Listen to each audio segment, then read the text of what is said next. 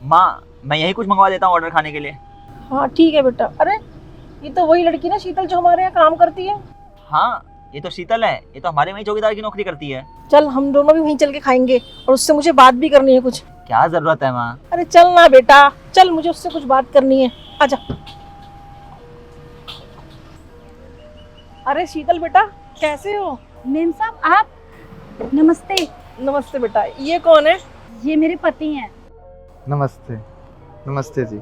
अरे मैंने सुना तू पेट से है और फिर भी तू काम कर रही है। हाँ मेम साहब पेट से हूँ, लेकिन क्या करूँ, मजबूरी है मेम साहब, इसलिए काम करना पड़ रहा है।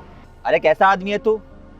इस समय मैं भी अपनी बीवी से काम करवा रहा है। तुझे तो अपनी बीवी का पूरा ध्यान रखना चाहिए। अरे तेरी बीवी है वो, क्या हालत हो रही होगी उसकी पता है तुझे? उससे काम मत करवा, उसका ध्यान रख। अरे साहब हम तो मना करते हैं ना कि काम ना करें, लेकिन ये हमारी मानती ही नहीं। तो अब आप बताओ हम क्या करें? साहब आप लोग समझाइए ना इन्हें, हमारी बात तो मानती नहीं है कि इसे इस हालत में काम नहीं करना चाहिए। मैं हूँ ना साहब, मैं सब कुछ संभाल लूँगा, बस ये काम ना करें, हमें अच्छा नहीं लगता। अरे जब तुम्हारा पति इतना बोलता है तो तुम क्यों करती हो काम? साहब ये तो पागल है, ये तो कुछ भी बोलते रहते हैं। आप एक बात बताइए साहब, अगर मैं काम नहीं करूँगी तो आप भी बताइए घर का खर्चा कैसे चलेगा? अभी मैं पेट से हूँ, डॉक्टर के पास हर रोज़ जाना पड़ता है। 500,000 कब चले जाते हैं, कहाँ चले जाते हैं, पता ही नहीं चलता। ये सब कैसे संभालेंगे? पहले हम 2 थे तो चल जाता था, लेकिन अब हम 3 हो गए हैं, तो मेरा भी तो कुछ फर्ज बनता है ना। लेकिन बेटा हेल्थ का भी तो ध्यान रखना पड़ता है ना। अरे मेम साहब, अगर मेरे पति खुश हैं तो मैं भी खुश हूँ, फिर चाहे मुझे उसके लिए कितनी भी मेहनत करनी पड़े। अच्छा चल वो सब तो ठीक है, ये बता तेरा पति तेरा ध्यान रखता है? अरे मेम साहब बहुत अच्छे हैं ये, आपको पता है मुझसे बहुत प्यार करते हैं। आज मेरा चाउमीन खाने का मन था, इसलिए तो मुझे यहाँ पर लेके आए हैं ताकि मैं चाउमीन खा सकूँ। देखो तुम्हें ना बेटा बहुत किस्मत वाले हो, जो तुम्हारी पत्नी है ना इस समय पे भी इतनी मेहनत कर रही है।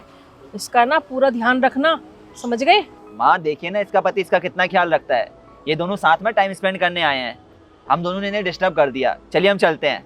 अरे बेटा मुझे थोड़ी बात करने दे इनसे। अरे माँ चलिए बाद में बात कर लेंगे, ये डेली आती तो हैं, बाद में बात कर लेना आप, ठीक है? चलिए।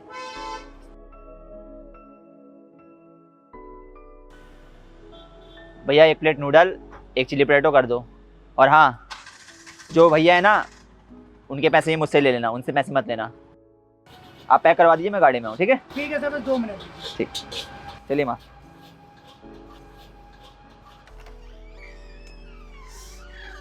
माँ आपने क्या मुंह बना रखा है? मैंने क्या गलत बोल दिया? वो अपना टाइम स्पेंड कर रहे थे, कुछ गलत तो ना बोला था मैंने आपसे? बेटा मैं इस बात पर नाराज नहीं हूँ, मैं कुछ सोच रही हूँ, हमें उनकी मदद करनी चाहिए। वैसे ही बहुत स्ट्रगल कर रहे हैं वो लोग। लेकिन माँ हम उनकी मदद करेंगे कैसे? एक काम करते हैं, उसे ना नौकरी से निकाल देते हैं, फिर तो वो घर पे रहेगी। माँ ये कैसी बातें कर रही हैं आप? ऐसे में तो उन्हें और ज्यादा दिक्कत हो जाएगी। उनके पास पैसे नहीं होंगे तो उनका घर का खर्चा कैसे चलेगा? अरे मैं ये बोल रही हूँ बेटा कि हम उनको थोड़े पैसे दे देते हैं और उनका काम भी चल जाएगा। माँ आपको लगता है कि वो पैसे लेंगी? तो फिर बेटा एक काम कर, एक लड़का ढूंढ ले और उसको हम बोल देंगे कि सोसाइटी में तो हमारे को चौकीदार की जरूरत ही नहीं है, तो फिर वो 2-4 महीने अपने घर पे आराम भी कर लेगी। बैंक वालों से ना तू बात कर लियो और उनको बोल देंगे कि उनका कोई बोनस निकला है और हर महीने उनको 8,000 रुपये भेज दिया करेंगे। हाँ माँ ये बिल्कुल सही आइडिया है। अगर हम ये झूठ बोलेंगे तो वो ज़रूर मान जाएंगी। मैं एक काम करता हूँ, मैं जल्दी से एक लड़का ढूंढता हूँ। ठीक है आप बैठिए।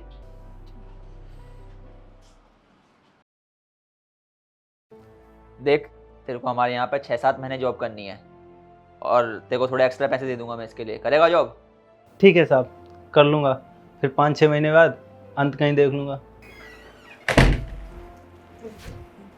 मेम साहब आपने मुझे बुलाया? अरे आवे शीतल तू आ।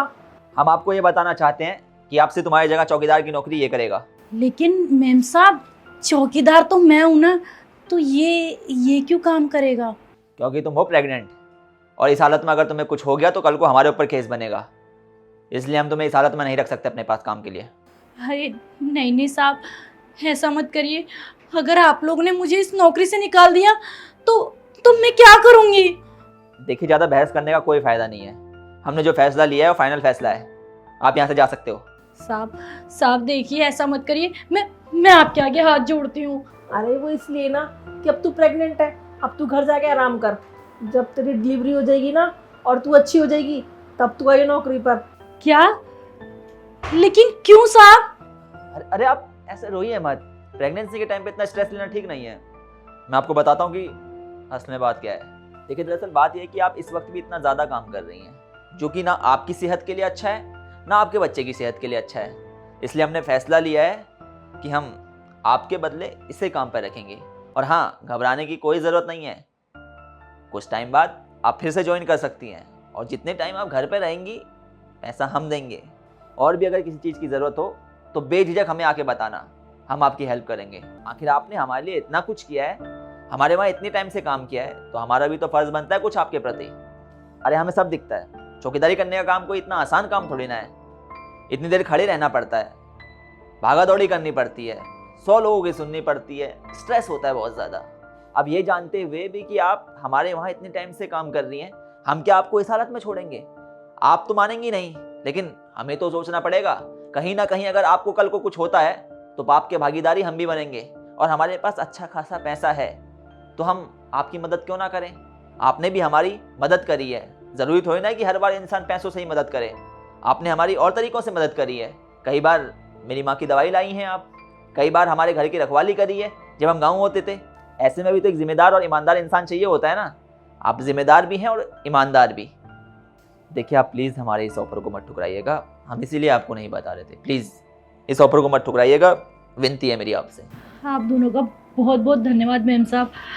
आप दोनों ने मेरे लिए इतना सोचा। मैं आप लोगों का ये एहसान कभी नहीं भूलूंगी। अरे ये हाथ जोड़ के मुझे शर्मिंदा ना करें आप अपने घर जाएं, अपना ख्याल रखें, और हाँ, किसी भी चीज़ की कोई ज़रूरत हो तो एक फ़ोन घुमा देना बस, ठीक है?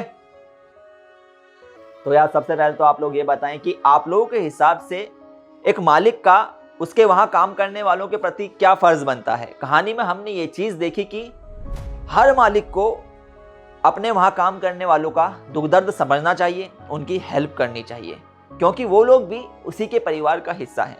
उन लोगों ने ना दिन देखा होता है ना रात देखी होती है अपने मालिक के लिए। जब वो इतने ईमानदार रह सकते हैं, इतने ज़िम्मेदार रह सकते हैं, तो मालिक क्यों नहीं? हमारे वीडियो का मैसेज पसंद आया हो तो हमारे को सपोर्ट करें, वीडियो को शेयर करें। मिलते हैं आप सभी लोगों से जल्द एक नई वीडियो में एक नई स्टोरी के साथ।